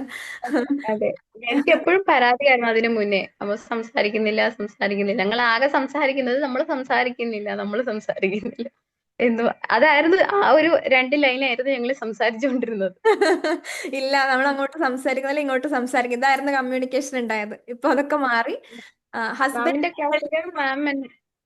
മാമിന്റെ ക്ലാസ്സില് മാം എന്നോട് റിലേഷൻഷിപ്പ് എങ്ങനെയാണെന്ന് ചോദിച്ചപ്പം എന്റെ ഹസ്ബൻഡ് ഭയങ്കര പാവാണെന്നാണ് ഞാൻ പറഞ്ഞത്. ഞങ്ങള് സംസാരിക്കുന്നില്ലെന്നോ അതൊരു കുറവാണെന്നോ ഒന്നും എനിക്ക് അന്ന് അറിയില്ലായിരുന്നു. റിലേഷൻഷിപ്പിൽ കമ്മ്യൂണിക്കേഷന്റെ ഇമ്പോർട്ടൻസ് എത്രത്തോളം ഉണ്ട് അല്ലെ, നീഡ്സ് ആൻഡ് വാണ്ട്സ് എക്സ്പ്രസ് ചെയ്യണം. അപ്പൊ അതൊക്കെ റീജയ്ക്ക് മനസ്സിലായത് ക്ലാസ്സിൽ വന്നതിന് ശേഷമാണ്. വലിയ റിയലൈസേഷൻ ഉണ്ടായി, ഒപ്പം ഹസ്ബൻഡിനെ മാറ്റിയെടുക്കാൻ പറ്റി, ഹെൽത്തും ബെറ്റർ ആക്കാൻ പറ്റി. ഓക്കെ, ഇനി കരിയറിലോട്ട് വരുമ്പോഴോ എന്തെങ്കിലും ചേഞ്ചസ് ഉണ്ടായിട്ടുണ്ടോ?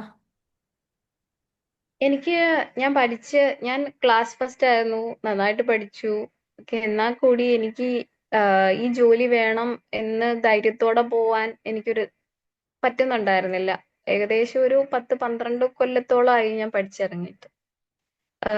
മാമിന്റെ ക്ലാസ്സിൽ ജോയിൻ ചെയ്തതിന് ശേഷമാണ്, അതിനു മുന്നേ തന്നെ ഞാൻ തീരുമാനിച്ചായിരുന്നു ഈ പ്രൊഫഷനാണ് എനിക്ക് വേണ്ടത്. പക്ഷെ എന്നാൽ അതിനു വേണ്ടിയിട്ട് എന്റെ 100% കൊടുക്കാൻ എനിക്ക് പറ്റുന്നുണ്ടായിരുന്നില്ല. മാമിന്റെ ക്ലാസ്സിൽ ജോയിൻ ചെയ്തതിന് ശേഷമാണ് എനിക്ക് വേണ്ട പ്രൊഫഷന് വേണ്ടിയിട്ട് ഞാൻ എന്റെ 100% കൊടുത്ത് ഞാൻ അതിൽ വർക്ക് ചെയ്യാൻ തുടങ്ങിയതും എനിക്ക് ഫ്രീലാൻസ് വർക്ക് കിട്ടാൻ തുടങ്ങിയതും ഞാനത് എനിക്ക് നന്നായിട്ട് ചെയ്യാൻ പറ്റിയതും ഒക്കെ.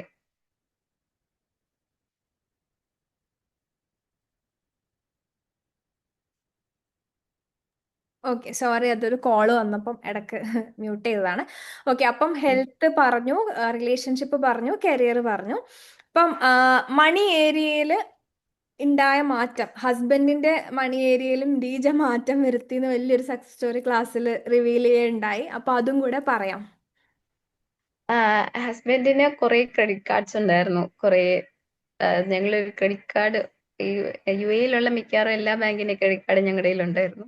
ഇതിപ്പോ അപ്പൊ ആരും ഞങ്ങള് കേട്ടിട്ട് ഇവരുടെ ഹസ്ബൻഡിനും എന്താ ഇങ്ങനെയൊന്നും ചിന്തിക്കണ്ട. ഇവിടെ ഒട്ടുമിക്ക ആൾക്കാരുടെ അവസ്ഥ ഇതാണല്ലേ, ക്രെഡിറ്റ് കാർഡിലാണ് റൺ അതെ ചെയ്യുന്നത്. അത് നോർമൽ ആയിട്ടുള്ള കാര്യമാണ് അല്ലേ. പക്ഷെ എന്നാലും നമുക്കതൊരു ടെൻഷനാണ് എപ്പോഴും ഇത് വരുന്ന ലയബിലിറ്റി വരുമ്പോ അല്ലേ. അതെ അതെ. ഞങ്ങള് കഴിഞ്ഞ ജനുവരിയില് എല്ലാ ക്രെഡിറ്റ് കാർഡും ക്ലോസ് ചെയ്തു. വാവ്, മാനിഫെസ്റ്റ് ചെയ്തു ക്ലോസ് ചെയ്യണം എന്നുള്ളത്, തീരുമാനിച്ചു. അതെ അതെ. അപ്പോ മണി ഏരിയയിലും എന്തൊക്കെ മാറ്റങ്ങളല്ലേ. ഹെൽത്തിൽ ഓക്കെ, അത് അത്ഭുതമായി തോന്നുന്നു. തൈറോയിഡൊക്കെ മാറുക എന്ന് പറഞ്ഞാൽ എത്ര മെഡിസിൻ കഴിച്ചാലും മാറാത്ത കാര്യം മൈൻഡ് പവർ ഉപയോഗിച്ച് ഡീജ മാറ്റി. റിലേഷൻഷിപ്പിലും കമ്മ്യൂണിക്കേഷൻ കൊണ്ടുവന്നു, ചുറ്റുമുള്ളവർ മാറി അല്ലെ, റിലേറ്റീവ്സും നല്ല രീതിയിൽ ബിഹേവ് ചെയ്യാൻ തുടങ്ങി. ശരിയല്ലേ ഞാൻ പറഞ്ഞത്? അതെ പിന്നെ അതെ. ക്ലാസ്സിലാണെങ്കിലും ഡീജ എന്ന് പറയുമ്പോൾ എല്ലാവർക്കും ഒരു ഇൻസ്പിറേഷനാണ്. അപ്പൊ ആൾക്കാരൊക്കെ പറയുന്നത്, ഓ ഡീജ മാം മാറിയോ, ഡീജ മാമിനെ പോലെ എനിക്ക് മാറണം. അപ്പൊ ഡീജേനെ എല്ലാവരും ഭയങ്കര ഭയങ്കര ഇൻസ്പിറേഷനാണ് ഡീജെ സംസാരിക്കുമ്പോൾ തന്നെ. അപ്പോൾ ക്ലാസ്സിൽ തന്നെ ഡീജെ ഒരു താരായിരുന്നു. ഡീജയുടെ മാറ്റം കണ്ടിട്ട് ആൾക്കാർ ഡീജയുടെ ഫാൻസ് ഉണ്ടായിരുന്നു ഡീജയ്ക്ക് കുറെ. ഇപ്പോഴും പറയാറുണ്ട് ക്ലാസ്സിൽ. ഓക്കെ, അപ്പം റിലേഷൻഷിപ്പ് മാറി, കരിയറിലും ഡീജയ്ക്ക് ഒരു സെൽഫ് കോൺഫിഡൻസ് വന്നു അല്ലെ, എനിക്ക് ഒരുപാട് കാര്യങ്ങൾ ചെയ്യാൻ പറ്റും എന്നുള്ളത് വന്നു. ഇന്റർവ്യൂ കോള് വരുന്നു, ഫ്രീലാൻസ് ആയിട്ട് ആപ്പ് ഡെവലപ്പർ ആണ് ഡീജ. ഫ്രീലാൻസ് ആയിട്ട് സോഫ്റ്റ്വെയർ ഡെവലപ്പ് ചെയ്യുന്നു, ആപ്പ് ഡെവലപ്പ് ചെയ്യുന്നു, മണി ഏരിയയിൽ മാറ്റങ്ങൾ വരുന്നു. ഇനി എന്തൊക്കെയാണ് ഫ്യൂച്ചർ പ്ലാൻ? ഫ്യൂച്ചർ പ്ലാൻ, ഇപ്പൊ ഒരു മിനിറ്റ്, ഇപ്പൊ പ്ലാൻ ഒക്കെ ഉണ്ട് നമുക്ക്. പണ്ട് അതൊന്നും ഇല്ലായിരുന്നു അല്ലെ, എന്ത് വേണം ഇപ്പം വേണം എന്നുള്ളത് തോന്നുന്നുണ്ട്. പണ്ട് ഇതൊന്നും ഞാൻ ആഗ്രഹിക്കാൻ പാടില്ല എന്നുള്ളതായിരുന്നു എല്ലാവരുടെ മനസ്സിലും. ഇപ്പൊ എനിക്കിത് കിട്ടും അല്ലെ, നേടാൻ പറ്റും എന്നുള്ള കോൺഫിഡൻസ് കിട്ടിയത് കൊണ്ട് തന്നെ എന്തൊക്കെയാണ് ഇനി അടുത്ത ഗോൾസ്? എന്റെ അടുത്ത മെറ്റീരിയലിസ്റ്റിക് ആയിട്ടുള്ള ഒരു ബക്കറ്റ് ലിസ്റ്റ് ഗോൾ എന്ന് പറയുന്നത് സ്കൈ ഡൈവിംഗ് ആണ്. അത് ഈ വർഷം തന്നെ ചെയ്യണം എന്നാണ് ആഗ്രഹം. ഓക്കെ. പിന്നെ പിന്നെ എനിക്ക് ഞാനിപ്പോ ഫ്രീലാൻസ് ആയിട്ട് വർക്ക് ചെയ്യുന്നത്. ഉം, പക്ഷെ എനിക്ക് UAE-യില് നല്ലൊരു ടോപ്പ് കമ്പനിയില്, MNC കമ്പനിയില് സോഫ്റ്റ്വെയർ ഡെവലപ്പർ ആയിട്ട് നല്ല പോസ്റ്റില്, എന്റെ ആഗ്രഹം പോലെയുള്ള സാലറിയില്, നല്ല പാക്കേജില്, നല്ല വർക്ക് ലൈഫ് ബാലൻസോടുകൂടി നല്ലൊരു ജോലിയാണ് ഓക്കെ. നെക്സ്റ്റ് എന്റെ ഗോൾ. ഓക്കെ, അപ്പം അതിലേക്ക് ഡീജനെ പാകപ്പെടുത്തി എടുത്തു. അതായത് ഡീജ കോൺഫിഡന്റ് ആയിട്ടാണ് പറയുന്നത്, അതിലേക്ക് എത്തും എന്നുള്ള കോൺഫിഡൻസ് ഇപ്പൊ ഫേസ് കാണാൻ പറ്റുന്നുണ്ട്.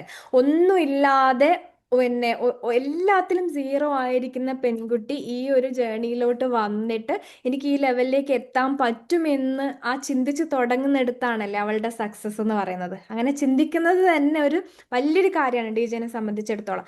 അപ്പം ഈ ഈ ഒരു കേരളത്തിൽ അല്ലെങ്കിൽ ലോകത്ത് ഒരുപാടുള്ള പെൺകുട്ടികൾ ഇത് കാണുന്നുണ്ടാവും, ഒരേ രീതിയിൽ ഡിജെനെ പോലുള്ള ഒരുപാട് ആൾക്കാർ ഇത് കാണുന്നുണ്ടാവും. അപ്പൊ അവരോടൊക്കെ ഡിജെക്ക് എന്താണ് പറയാനുള്ളത്?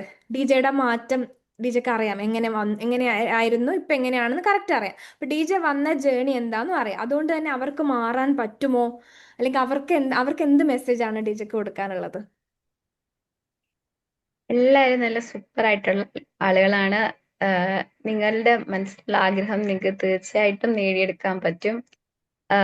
നിങ്ങൾ നിങ്ങളെ തന്നെ സ്നേഹിച്ചു കഴിഞ്ഞാല്, നിങ്ങൾ നിങ്ങളെ തന്നെ വിശ്വസിച്ചു കഴിഞ്ഞാല്, നിങ്ങൾ നിങ്ങളെ തന്നെ നല്ല രീതിയിൽ കെയർ ചെയ്ത് കഴിഞ്ഞാല്, നിങ്ങൾ നിങ്ങളെ റെസ്പെക്ട് ചെയ്ത് കഴിഞ്ഞാല്, നിങ്ങൾക്ക് ചുറ്റുമുള്ളവരെല്ലാരും നിങ്ങൾക്ക് നിങ്ങളെ എങ്ങനെ കാണണോ, നിങ്ങൾക്ക് നിങ്ങളെ എങ്ങനെ ട്രീറ്റ് ചെയ്യപ്പെടണമെന്ന് ആഗ്രഹിക്കുന്നു, അതുപോലെ തന്നെ നിങ്ങൾക്ക് ചുറ്റുമുള്ള ആളുകളും നിങ്ങളെ അങ്ങനെ തന്നെ ട്രീറ്റ് ചെയ്യും. നിങ്ങളുടെ ആഗ്രഹം പോലെ തന്നെ നിങ്ങൾക്കത് നിങ്ങളുടെ ലൈഫ് കൊണ്ടുപോകാൻ നിങ്ങൾക്ക് സാധിക്കും. പിന്നെ പെൺകുട്ടികളോട് മാത്രമല്ല, ആൺകുട്ടികളോടും എനിക്കൊരു കാര്യം പറയാനുള്ളത്, നമ്മുടെ ക്ലാസ്സിൽ പഠിക്കുമ്പോഴും ജോലിക്ക് പോകുമ്പോഴും നിങ്ങൾ ധരിക്കുന്ന ഡ്രസ്സ്, യൂണിഫോം മുതൽ നിങ്ങൾക്ക് കിട്ടുന്ന, നിങ്ങളെ പഠിപ്പിക്കുന്ന ടീച്ചേഴ്സ് മുതൽ നിങ്ങൾക്ക് തരുന്ന ഹോംവർക്ക്, നിങ്ങളുടെ ബുക്കുകള്, നിങ്ങൾക്ക് വർക്കിൽ അസൈൻ ചെയ്ത് തരുന്ന ടാസ്ക്, ഇതിലെല്ലാം ഈക്വൽ ആണ്. അവിടെ നിന്ന് നിങ്ങളൊരു ഫാമിലി ലൈഫിലേക്ക് പോകുമ്പോൾ അവിടെയും നിങ്ങൾ ഈക്വൽ ആയിട്ട് റെസ്പോൺസിബിലിറ്റി ഷെയർ ചെയ്യുക. നമ്മൾക്ക് നമ്മുടെ അമ്മമാരുടെ കാലത്തെ പോലത്തെ ഒരു ലോകമല്ല ഇപ്പോ നമുക്കുള്ളത്. നമ്മുടെ അമ്മമാരുടെ കാലത്ത് ഓപ്പർച്യൂണിറ്റീസ് ലിമിറ്റഡ് ആയിരുന്നു. ലോകത്തെ പറ്റിയിട്ട് നമുക്ക് ഒരുപാട് അറിയില്ലായിരുന്നു. ഇപ്പോ നിങ്ങൾ കല്യാണം കഴിക്കുന്ന പെൺകുട്ടി നിങ്ങൾ എങ്ങനെയാണോ വീട്ടിൽ വളർന്നത് അതുപോലെ തന്നെയാണ് ആ കുട്ടിയുടെ വീട്ടിലും വളർന്നത്. അപ്പോ നിങ്ങൾ നിങ്ങളെ എങ്ങനെ ട്രീറ്റ് ചെയ്യുന്നു അതുപോലെ തന്നെ നിങ്ങളുടെ ലൈഫിലേക്ക് വരുന്ന പെൺകുട്ടീനെയും ട്രീറ്റ് ചെയ്യുക. നിങ്ങളുടെ ലൈഫിലെ ഫാമിലി ലൈഫിലെ റെസ്പോൺസിബിലിറ്റീസ് ഒക്കെ ഈക്വലി ഷെയർ ചെയ്ത് ഹാപ്പി ആയിട്ട് മുന്നോട്ട് ജീവിക്കുക. അത് അവരായിട്ട് ആക്സെപ്റ്റ് ചെയ്യുക അല്ലേ? നിങ്ങൾ ഇതിൽ അതെ അതെ കൊണ്ടുവരാതെ അവരുടെ കുറവുകളും നോക്കിക്കൊണ്ട് അങ്ങോട്ടും ഇങ്ങോട്ടും, ഒരാൾ മാത്രം, രണ്ടുപേരും അല്ലെ, പെണ്ണായാലും ആണായാലും കുറവുകളും അതെ അതെ വീക്ക്നെസ്സും ആക്സെപ്റ്റ് ചെയ്തുകൊണ്ട് മുന്നോട്ട് പോവാ അല്ലെ? അതെ അതെ. ഓക്കെ. അപ്പോൾ ഇത്രയും നേരം ഡിജ ഈ ഒരു ഇന്റർവ്യൂ സീരീസിൽ ടൈം സ്പെൻഡ് ചെയ്തതിന് ഒത്തിരി നന്ദി. Thank you so much. ഡിജയുടെ എല്ലാ ഗോൾസും, എനിക്കറിയാം പറയാത്തതായിട്ടും ഒരുപാട് ഗോൾസ് ഡിജയ്ക്ക് ഉണ്ടാവും അല്ലേ? അപ്പം എല്ലാം മാനിഫെസ്റ്റ് ആവട്ടെ. ഓരോ സക്സസ്സും ഞങ്ങളെ അറിയിക്കുക. അപ്പോൾ thank you so much and all the very best. Thank you. Thank you ma'am. മാമിന്റെ അടുത്ത് സംസാരിക്കുന്നത് ഭയങ്കര സന്തോഷമുള്ള ഒരു കാര്യമാണ്. നമുക്ക് ഒരുപാട് എനർജി കിട്ടും. Thank you so much. Thank you dear. Thank you. By.